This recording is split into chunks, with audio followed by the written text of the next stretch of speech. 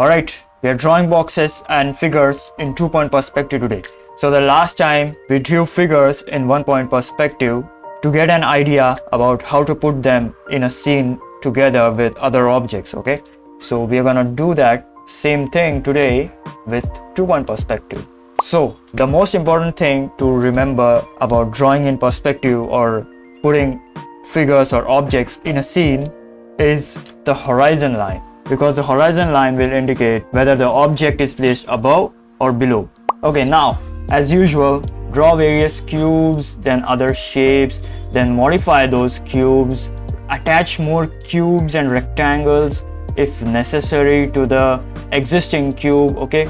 Draw different shapes like a cone, the sphere, alright, the cylinder. Place cubes on top of each other, okay? So for example, this cube over here is in front of this bigger cube, okay? This flat cube over here is under this cube and this cylinder. So place things on top of each other, see how they interact with each other, okay? That will give you an idea, give you a sense of three-dimensionality. And just draw random objects like these, mostly cubes, because they will help you in understanding the three-dimensionality that is required in drawing a scene. And after this, as usual, you can draw figures using boxes and rectangles and squares and whatnot, okay? Because that is the easiest way to draw figures in a scene or in perspective, okay? That will help your brain understand 3D space, okay? And it will also help you in drawing figures from memory, okay? Drawing figures from imagination. So you do not have to always rely on a reference or some mannequin or anything like that. So there will be times that you will have to draw things directly from memory because you may not find the reference or you may not have the time for the reference, okay?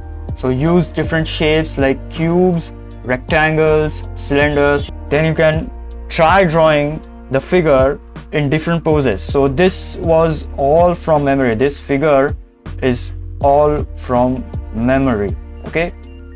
So you can try something like this, and once you get the idea of how cubes are placed or how boxes are placed in 3D space, then you can just draw anything from memory. So the understanding of 3D space is most important, and that is why we need to learn to draw in perspective. That is why focusing on this perspective thing, drawing figures in perspective. So this understanding of three-dimensional space and how to put object in 3 dimensions is most important, and which is what you will get by doing this or by practicing this exercise. All right, once you have done all this, okay, you are almost ready to draw anything in a 2-point perspective or even a 1-point perspective for that matter, okay? But let's say something is directly in the center of these 2 vanishing points. So let's say this cube or this face is directly in center of 2 vanishing points, okay?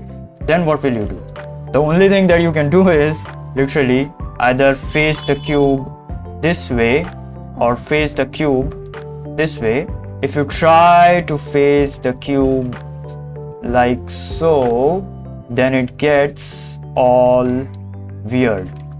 Then this is not even a cube anymore, right? Maybe you can draw this, maybe you can draw something like this, okay?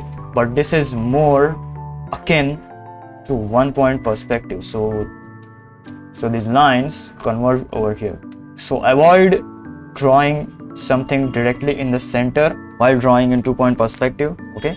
So that is the thing. All right, and that's it, okay? Next time we'll be covering 3-point perspective, which is everyone's favorite, okay?